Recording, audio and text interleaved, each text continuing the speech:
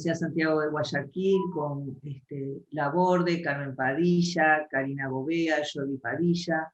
En el equipo de Uruguay está Catherine Kraus, y bueno, quien les habla, Diana Bonomo. En el equipo de México tenemos 3 universidades, Tecnológico de Monterrey, Margarita Herrera Vilés, Lisbeth González, la Autónoma de Nuevo León, Mónica Blanco, de Monterrey, Rosa Morales. En el equipo de Argentina, Universidad Nacional de Córdoba, Silvia Aiza y Rosa Argento. En Colombia, la Militar Nueva Granada, Carolina Ortiz, y de La Salle, Maxi Cabrasco. Del equipo de Costa Rica, el Instituto Tecnológico de Costa Rica, Eileen Barrantes y Ana Gabriela Viqués. Y del equipo de Chile, de la Universidad de Valparaíso, Leslie Brillo Araya. No vamos a hablar todas, vamos a hacer 4 las que estemos en el panel. Va a estar Jody Padilla de Ecuador, va a estar la doctora Mónica Blanco de México, va a estar Leslie Brillo de Chile, y bueno, quien les habla por la red y por Uruguay, Adriana Uno. ¿Cuál es este panel? ¿Qué es lo que nos interesaba compartir con ustedes? La percepción de las mujeres de la academia, de escuelas de administración, sobre la desigualdad de oportunidades por género. Un análisis comparativo en América Latina. No es un tema de emprendimiento, pero fue un tema que nos interesaba como académicas, ver qué estaba pasando en Latinoamérica con la situación como investigadoras, como académicas. ¿Por qué este proyecto? Fue realizado, como les decía, dentro de la red, 11 universidades latinoamericanas de 7 países, el objetivo que les dije recién, pero ¿por qué? ¿Por qué planteamos este problema? Naciones Unidas sigue diciendo que el índice de desigualdad de género para América Latina muestra valores de 0,3 a 0,5. 0 sería que una situación de un comportamiento igualitario, 1, la mayor desigualdad posible. Por otro lado, la brecha de género en el empleo, la OIT, dice que se frena el avance de la mujer, y el índice actual de participación de la mujer en la población activa se aproxima al 49%, y el de los hombres al 75%. Por otro lado, CIGI dice que la desigualdad de género en América Latina, las mujeres dedican más de 4 horas y media a las tareas domésticas o al cuidado de los hijos y a adultos mayores, 3 veces más que los hombres. O sea, trabajamos la misma cantidad de horas y estamos mucho más tiempo ocupadas. Entonces, ante esta situación hicimos un planteamiento del problema en donde miramos que muchas veces las mujeres académicas no supera la cantidad de mujeres académicas en el ámbito universitario, no supera el 38,7%. Un ejemplo de México: en casi 10 años las mujeres profesoras registradas en el Sistema Nacional de Investigadoras de México aumentaron solo un 10%, pasando de representar el 21% en el 91 a un 33% en el 11. Por otro lado, está la baja representatividad femenina en la academia, que ha generado en nosotras la necesidad de tratar de explicar sus causas y sobre todo proponer estrategias de solución, que quedará para más adelante. Le doy paso a Jody Padilla, de la Universidad de Ecuador. Gracias, Adriana. Voy a hablar sobre el marco teórico. Nosotros partimos de la desigualdad de oportunidades, nuestra variable dependiente. Hicimos una extensa revisión de literatura, iniciando por la desigualdad social. Sabemos que existe desde que comenzó la división del trabajo intelectual y manual, y según la teoría aristotélica de la justicia, uno de los tipos de injusticia que existe se da cuando existe un transgresor de la igualdad. Por tanto, se considera como justa aquella persona que impide el desarrollo de desigualdades sin justificación. Sabemos que hasta la actualidad vivimos en distintas desigualdades, ya sea de competencias, de conocimiento o de nivel socioeconómico y demás. Por eso analizamos lo que indicó Max Weber, quien indica que la clase social depende de 3 aspectos: del poder político, otra de las variables de nuestro estudio, de la riqueza material y del prestigio social. Continuando con esta corriente, llegamos a Goldthorne 2010, quien nos indica que la desigualdad social depende de 2 variables cualitativas de estratificación. Tenemos la clase social y el estatus social. También él desarrolla un esquema de clases y aborda la situación en el trabajo. ¿Qué indica Goldthorne? Indica de que el empleador y el colaborador tienen una relación basada en la confianza, y esta confianza deriva en otras variables, en este caso beneficios, como por ejemplo las oportunidades de promoción. Y con ello ya entramos en lo que nos interesa, hablar de las desigualdades sociales, partiendo de esta posible distinción por sexo y género según De Fanelli. Y tenemos a De Oliveira, que nos indica que no es posible utilizar una clasificación que integre de forma simultánea a las inequidades de género y de clase. Por tanto, es importante desarrollar investigaciones que hagan distinción o que cuenten con una perspectiva de género. Llegamos así a la discriminación salarial. La discriminación salarial aparece como una problemática luego de reconocerse que, a pesar de contar con un buen manejo de su tiempo y recursos, la mujer sigue teniendo marcadas diferencias en su desarrollo y específicamente en su sueldo, perjuicios atribuidos a la discriminación. Si nosotros hacemos un análisis de la brecha salarial de la región, vamos a encontrar que existen países con una brecha muy amplia del 40%, tenemos el caso de Perú de 21%, y en el caso de Ecuador una brecha bastante corta de 1.8%, y esto confiando en los datos, ¿no? Este estudio es del año 2018. Pero analizando la brecha salarial en el caso de Ecuador, se detecta, y un poco alineado a lo que se viene haciendo en CLADEA sobre el ámbito del emprendimiento, esta brecha incrementa conforme aumenta el tamaño de la organización. Por eso, si vemos los datos de emprendimiento en Ecuador, vemos que la mayoría de emprendedores son mujeres, 55% aproximadamente. Y conforme van avanzando o quiere ella llegar a una posición asalariada, ¿no? Llegar a una organización más grande, vamos a ver que se le va a dificultar muchísimo llegar a cargos directivos en empresas más grandes. En Ecuador, el 10% de los cargos directivos son ocupados por mujeres. Y ya vamos a analizar otras variables que son importantes de resaltar. Así que se conoce como discriminación de género en el ámbito laboral a la escasa presencia de mujeres en las categorías laborales más altas. Y llegamos a la desigualdad de género. Tenemos a Rawls, que nos indica en el desarrollo de los principios de libertad que existen unos bienes primarios en donde todos los miembros de la sociedad cuentan con oportunidades básicas, y aquellos grupos más vulnerables deben de ver sus oportunidades maximizadas. Y nosotros no queremos decir de que se nos dé beneficios por darnos beneficios. Si nosotros llevamos esta idea de los grupos más vulnerables a contexto académico y empresarial, estamos hablando de grupos minoritarios. Por tanto, si existen estos grupos minoritarios, debemos de estar conscientes que la ventaja depende, y lo leo textualmente, que la ventaja debería depender de los esfuerzos de las personas y no de las circunstancias fuera de su alcance o independientes a su rendimiento. Tenemos ahora, me ayudan la siguiente diapositiva, por favor, la siguiente variable, no puedo cambiar. Sí. Ya, gracias. Tenemos la siguiente variable, el uso de tiempo, ¿no? Nosotros comprendemos de que hay ciertas actividades preconcebidas por el rol que deben de desempeñar hombres y mujeres, y sabemos pues que a la mujer, y inclusive lo veo en el entorno emprendedor de Guayaquil, la mujer es la que más asiste a aquellos talleres en donde la temática es cómo conciliar trabajo y familia, ¿no? La mujer siempre está tentada a decir, no, yo sí tengo mi hogar, tengo mis hijos, tengo mi esposo, y normalmente hacer esa pregunta a la mujer profesional, es decir, y dar por hecho de que ella tiene que ocuparse de los adultos mayores, de los enfermos, del cuidado de los niños y del trabajo doméstico. Algo curioso es que se hizo una encuesta nacional del uso de tiempo, y en el último dato en Ecuador se registra que la mujer tiene trabajo remunerado y 37 horas de trabajo no remunerado, mientras que la contraparte masculina tiene 40 horas de trabajo remunerado, hablamos de la población asalariada, y 17 horas de trabajo no remunerado. Obviamente, como nos indica Becker, va a existir un desgaste físico y emocional si sobreexplotamos a la mujer. Y otro dato interesante es de que en el Instituto Nacional de Estadísticas y Censos del 2010, se reconoció de que la mujer es la ama de casa o la que lidera las tareas domésticas en el 95% de los hogares, y menos del 5% lo ocupan los hombres. Me ayudan, por favor, con la siguiente. Esto nos lleva a la otra rama que vendrían a ser los roles que se ocupan en los cargos directivos. Aquí lo hemos dejado como estereotipos, pero nosotros hablamos de desarrollo ocupacional de la mujer.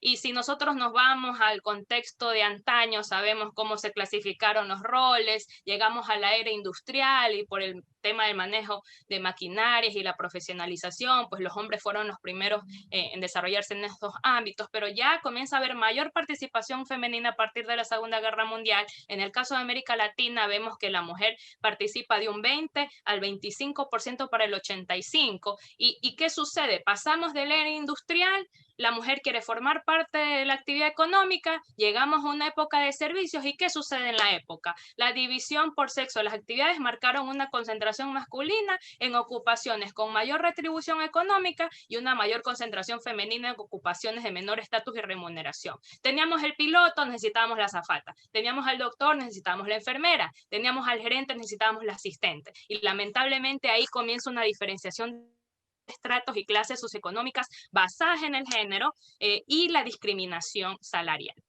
La siguiente, por favor.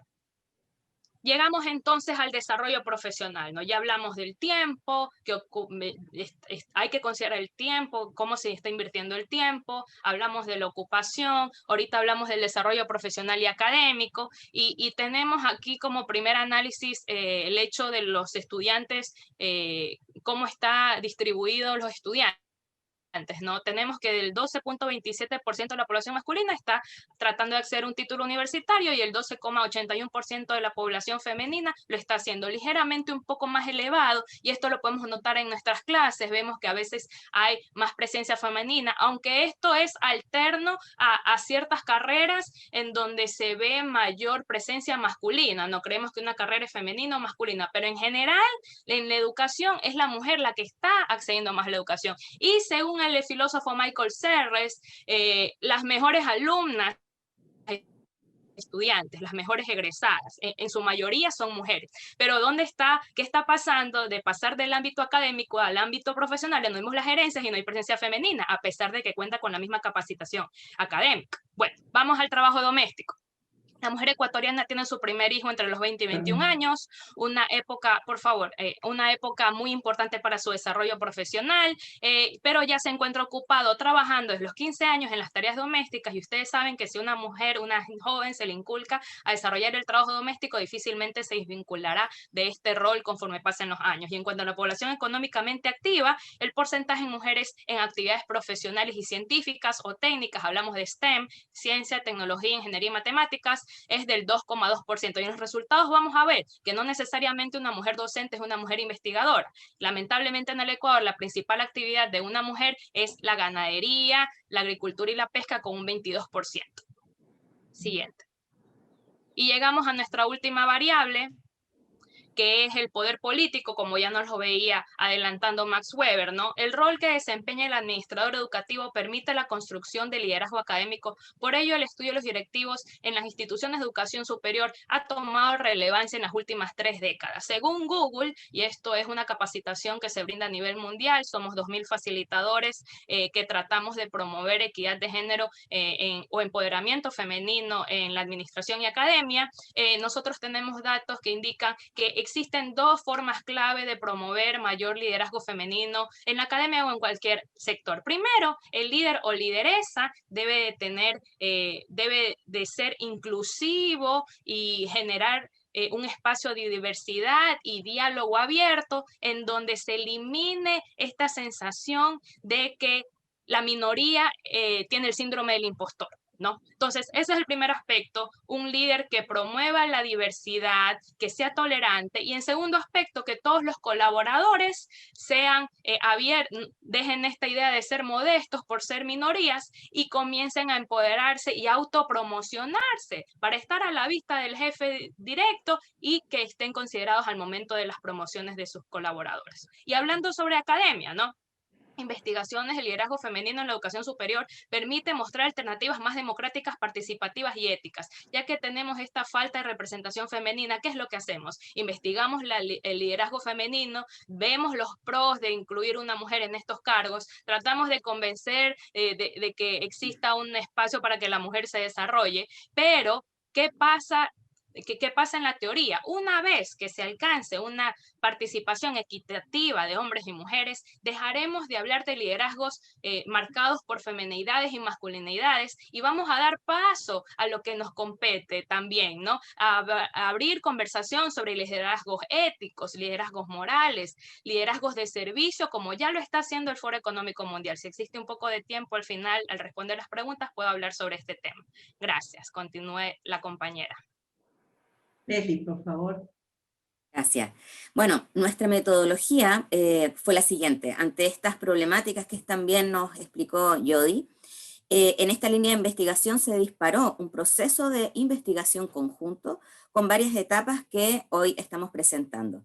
Primero, nos conformamos como grupo de liderazgo femenino, el grupo de liderazgo femenino. Luego generamos un protocolo de investigación compartido por todas las universidades ya presentadas.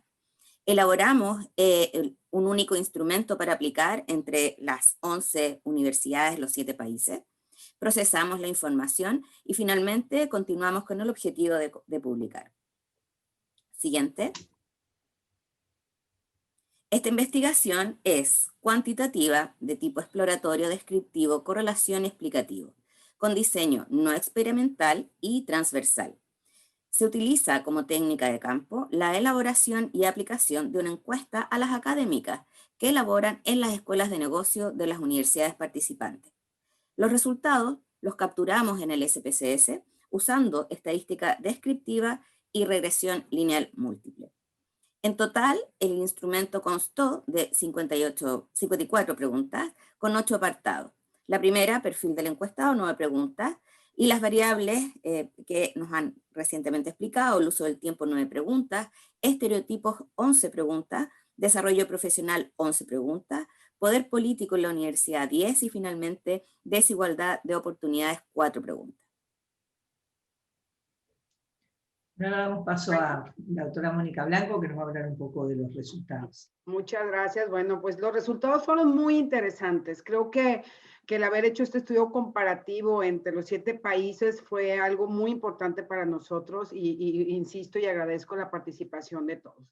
Y bueno, vamos a ver qué fue lo que arrojó nuestro estudio. Primero, viendo el perfil de las encuestadas. Es importante resaltar en cuanto a la edad de las docentes que contestaron, que la mayoría de las docentes tienen promedio más de 46 años, ¿no? Si se fijan ahí, los porcentajes mayores, ¿no? 63, 70, 60%, casi todos, en todas nuestras universidades, las investigadoras que participaron son mayores de 46, ya son maestras consolidadas, y solamente Ecuador allí es donde hubo un poquito más de participación de maestras jóvenes. La que sigue, en cuanto al estado civil, ¿sí? Y sí es importante conocer estas características para entender también los resultados. En el estado civil, cabe señalar que la mayoría vive con su pareja. Entre el 50 y el 68% o está casada o vive en unión libre, pero entonces comparte su tiempo con su pareja, ¿sí? Excepto en Colombia, donde el 38% son solteras. Este dato es importante sobre todo al analizar más a detalle las horas que le dedican al hogar. Entonces está ahí una correlación importante en este sentido. En cuanto a la antigüedad de las docentes por país, aquí observamos que la mayoría tiene más de 6 años laborando en la universidad. Si se fijan, aquí había de menos de 1 año, de 1 a 5 años, de 6 a 10 años, de 11 a 15 años, de 16 a 20 y de 21 a 25. Eran las respuestas. Entonces aquí sí tenemos una diversidad amplia. Tenemos gente desde tiene de 1 a 5 años hasta quien tiene más de 26 años. Pero si yo hago una revisión exacta de las que tienen más de 6 años, pues la mayoría. O sea, la mayoría tiene más de 6 años trabajando. Eso significa que conoce bien las políticas que existen en las universidades, que nos puede responder de una manera muchísimo más amplia y con conocimiento acerca de las preguntas sobre la equidad de género o la igualdad de oportunidades en las universidades, ¿no? La que sigue. En cuanto ¿Qué actividades realizaban? ¿No? Fue otra pregunta que hicimos, las actividades que realizan las académicas. Si se fijan, la mayoría trabaja en la docencia y la investigación, o sea, más inclinada en la docencia, es donde hay muchísimo más porcentaje, y depende, cada país varía, pero podemos ver el grosor es en docencia y una gran parte en investigación. Pero lo más importante de ver aquí en estos resultados es que hay las mismas maestras, porque podían tener varias opciones, trabajan en coordinación o dirección de posgrados, trabajan algunas en supervisión de prácticas profesionales y sobre todo en cargo de gestión académica y administrativa. Entonces estamos hablando que estas maestras que nos contestaron tienen varios trabajos, ¿no? No nada más hacen docencia, no nada más hacen investigación, hacen una serie de actividades extras que también implica tiempo, y eso lo ligamos con las actividades que dedican ahí al hogar, que vamos a ver también más adelante. Todo eso nos va a ligar un poquito el perfil que tienen estas que tenemos, ¿no? Todas las que trabajamos en estas universidades. La que sigue. En cuanto a la pregunta, hicimos unas preguntas específicas. Si en la universidad en la que trabaja se declara en su visión la igualdad de oportunidades, considerando la igualdad de género. Aquí es muy interesante ver los resultados. Fíjense, analizándolos a detalle, lo que yo puse y lo que pusimos aquí, entre el 52 y 75% contestó que sí. O sea, la gran mayoría sí cree y sí siente que hay una visión de igualdad de oportunidades. Acuérdense que estamos midiendo la percepción de las docentes, ¿no? Entonces, de entrada, perciben que existe una visión de igualdad de oportunidades. Que se dé o no se dé a cabo es lo que más adelante lo comentan, pero en general sí hay una visión de que sí existe, excepto en Colombia, y Uruguay llamó mucho la atención, ¿no? Uruguay fue el que contestó, 28% no creen, o sea, el 28%, perdón, sí hay, pero el 36% no sabe, ¿no? Entonces, si yo junto el no sé con el no hay, pues se incrementa enormemente en Uruguay. Uruguay sí rompió el esquema de la tendencia del sí, que es el azul, ¿no? Si ven todos los demás países es el sí, y Colombia también, las colombianas, las maestras colombianas sienten que no hay una visión ni siquiera en la universidad, ni siquiera como visión la hay, ¿no? En esos dos países cabe destacar ese aspecto importante.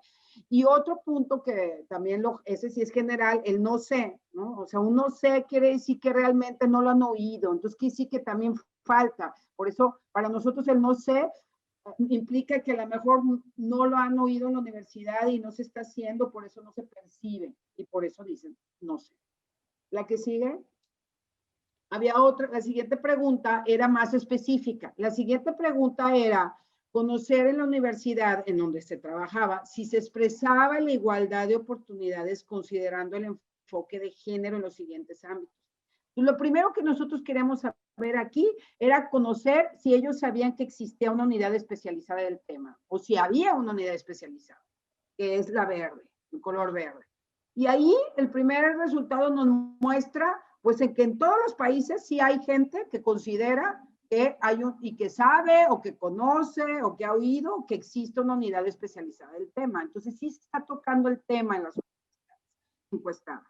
Entonces, sí hay una idea y sí hay una percepción por parte de las docentes de que existen mecanismos o que existe una unidad para apoyo. Que funcione o no funcione, eso no se preguntaba aquí. Aquí nada más era saber realmente existía, que es lo que nos muestran las estadísticas. Y eso pues es favorable ver que las maestras sienten que hay esa percepción, porque si vemos también los resultados de reglamentos, normas de conducta y políticas institucionales, que es el café y el amarillito, entonces ahí vemos bastantes, ¿no? O sea, en México un 29%, ¿no? Entonces, sí es importante en Ecuador, en Costa Rica un 24%, en Chile un 27%, en Argentina un 22%, donde ya hay reglamentos. Y yo creo que finalmente, bueno, esto es mundial, ustedes saben, y toda la presencia de la igualdad de género es una lucha que tenemos y que tienen muchos años haciéndose, y ahí se ve reflejada en cuanto a las políticas o por lo menos los reglamentos existentes. Que funcionan o no, no sabemos, ¿no? Aquí nada más señalábamos que ya existe. Y ahora, en el que sigue, había una pregunta muy interesante. Esta pregunta nos pareció muy interesante. Las horas diarias en promedio que le dedican las docentes latinoamericanas a los quehaceres domésticos, ¿sí? Y algo muy, muy interesante, bueno, y esto también es cultural, ¿eh? Yo creo que hay resultados aquí, como esta tabla y otras dos tablas adelante, que nos muestran que culturalmente somos muy similares, ¿no? Y lo sabemos. Pues aquí, por ejemplo, cabe destacar, miren, que las maestras trabajan promedio un 30 a 46% de 3 a 2 horas, que es el verde. O sea, de 3 a 2 horas le dedicamos al hogar. O sea, de todas las encuestadas, un tercio, un poquito más de un tercio, casi la mitad, trabaja 2 a 3 horas. Más aparte, que ya vimos que son académicas, ya vimos que son investigadoras, ya vimos que tienen algunas otras funciones, ¿no? Entonces, esto todavía nos muestra que hay esa característica. Pero más aún, lo que me gusta más que revisemos es los que trabajan entre 4 y 5 horas, que es el azul. Países como México, donde trabajan más de 6 horas. El 25% que contestó trabaja más de 6 horas. ¿No? En Costa Rica el 19% trabaja más de 6 horas. Ya las que trabajan entre 4 y 5 horas, también vemos cuestiones importantes, incluso en Uruguay, en Ecuador. Las que no trabajan, dice ninguna, pues el que vemos un poquito también ahí es entre Uruguay y México, pero bueno, es un 10%.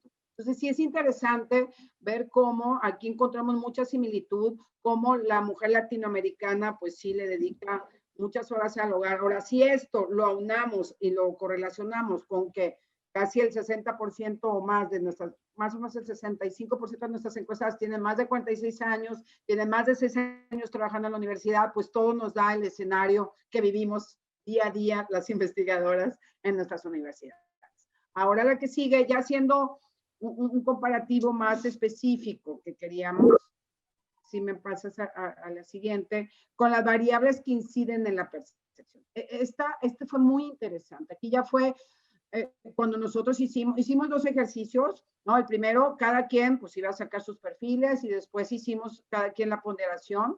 Y en nuestra encuesta que se hizo conjuntamente, como ahorita Leslie explicó la metodología, trabajamos intensamente desde la elaboración de la encuesta entre todas, y entonces se escogió una escala Likert, en donde 1 era totalmente en desacuerdo y 5 totalmente de acuerdo. Entonces, nosotros tratamos de medir nuestras 5 variables de la hipótesis, y aquí estamos haciendo un análisis de medias, ¿no? De promedios estándar que se maneja, donde 1 es el totalmente en desacuerdo, que hay problemas con la percepción de oportunidades laborales, o que más que todo tiene que ver con las oportunidades laborales, y el 5 que estaban totalmente de acuerdo. Y la tendencia general, si la pueden ver, es muy similar. Aunque son medias, como quiera, yo he visto resultados estadísticos donde si tienen pueden tener una tendencia de 4, 4.5 o 3.5 promedio, que sí que están totalmente de acuerdo, y cuando ves promedios de 2, de 1, pues es que están totalmente en desacuerdo, ¿no? Es la tendencia que muestran las estadísticas. Pues aquí, primera cosa que nosotros sentimos es que culturalmente estamos muy similares. Todos estamos entre 2.4 y 3.5. O sea, sentimos de manera general, y eso dicen las estadísticas, la percepción es que no hay, o que sentimos que estas variables no han apoyado mucho a la oportunidad laboral en la universidad, ¿no? No dicen tampoco que son impedimento, pero tampoco hay un sentimiento de que han apoyado a que nosotros podamos desarrollarnos con oportunidades laborales en la universidad. Y me gustaría destacar uno por uno, que es lo que vamos a ver, pero aquí eso es lo que de manera general muestra que culturalmente somos muy similares y tenemos el mismo sentimiento. El que sigue, por favor. Si ya vemos variable por variable, el que sigue, por favor. Dale un enter, ahí está. Si vemos uno por uno, fíjense, el uso del tiempo, que es el azul, ¿no? Si vemos el uso del tiempo, y ya ahorita también Yodi nos habló del marco teórico, ¿no? Que tanto el uso del tiempo y con todas las preguntas que nosotros hicimos sobre las horas que se trabaja. Aquí sí fue el más bajo en todos, o sea, significa que nosotros como docentes todavía sentimos que el aprovechamiento del tiempo, las horas del uso de tiempo, sí son un impedimento o no favorecen a la oportunidad laboral. Eso es lo que muestra el estadística. No refleja una fuerte, esa es la percepción de las maestras, ¿no? Es el principal elemento que no permite, solo Chile sí fue algo curioso, para Chile sacó 3.58, entonces para las docentes chilenas no lo ven como un impedimento en cuanto a, y esto también se correlaciona un poquito, acuérdense con el resultado que también sacó Chile en cuanto al tiempo y a la edad de las encuestas. Y después, sobre los estereotipos, que es la segunda variable, que es la anaranjada, ahí también tenemos unos promedios de 2.7, de 3, ¿sí? Pero como quiera, ¿no? Como quiera se muestran algunas desigualdades o que hay esa percepción, sobre todo en México. Miren, México, ¿no? Tiene el 3% y también Ecuador también tiene un 3%, ¿no? Entonces ahí, como quiera, yo creo que hay cambios importantes que se han hecho en los países para romper con esos estereotipos y estamos trabajando en eso, pero todavía de repente nos catalogan, ¿no? La mujer en el hogar, la mujer que se queda en la casa, entonces todavía hay ese tipo de estereotipos en nuestras culturas que sí no nos han favorecido en las oportunidades laborales que se tienen en las universidades. Y en la siguiente, las otras dos variables más, por favor, Adi. Fíjense, en el aspecto profesional y académico de las mujeres docentes, todos los países presentaron promedios no muy altos, ¿verdad? También eso ya lo sabíamos, 2.37 y 3, pero cabe mencionar México 3.5, o sea que en México las mexicanas sí sienten o perciben que hay un mayor equilibrio entre géneros. O sea, hablar de un 3.5 promedio es que hubo calificaciones altas donde ellas sentían que estaban de acuerdo a que eso apoyaba o era la percepción. Entonces, sí es importante darnos cuenta de eso, y los demás países o el país que menos incidencia tuvo es Argentina, ¿no? Con 2.37, donde consideran que todavía no hay un aspecto profesional y académico que se pueda desarrollar plenamente en la universidad, en las universidades. Y finalmente, la influencia del poder político. Y bueno, esta influencia del poder político, que es el anaranjado, ¿no? Aquí vemos promedios de respuestas entre 2.58 y 3 puntos, lo que muestra que, bueno, todavía hay que ya existe la apertura. Ya hay apertura para la incursión de la mujer en los puestos de poder en las universidades, pero todavía hay mucho trabajo que hacer. Y lo más importante, y eso sí es algo sorprendente y que nos salió a todos los países, la única variable significativa entre todas que nos salió estadísticamente que tenía una influencia en la desigualdad de oportunidades laborales en las universidades fue el poder político. O sea, el poder político, finalmente, si analizamos cada una de las variables, consideramos todas que el poder político es uno de los, o el único factor, yo diría el factor principal que no ha permitido que nosotros podamos tener esa igualdad de oportunidades laborales. Hablándose de que hay muy pocas rectoras, directoras, hay muy pocas directoras de facultades mujeres. Entonces, ahí está el ejemplo, ¿no? Yo creo que esa percepción finalmente la tenemos todas. Es todavía un camino difícil de llegar a todos esos puestos políticos, a todos esos poderes políticos. Si yo veo ahorita incluso en mi universidad, el consejo universitario, el 80% son hombres. O sea, sí estamos creciendo mucho, estamos teniendo y sentimos esa percepción de que estamos empezando a tener igualdad de oportunidades, porque también es interesante decirlo, las otras variables no salieron significativas, nada más en un país salieron todas, pero aquí el objetivo era sobre todo ver la incidencia que tienen y todas como así característica común. En México, en Chile salió solamente el poder político, y creo que ahí hay trabajo que hacer. Y bueno, para terminar, le cedo la palabra a Leslie para ver las líneas futuras de investigación y seguir trabajando como lo hemos hecho con mucho gusto.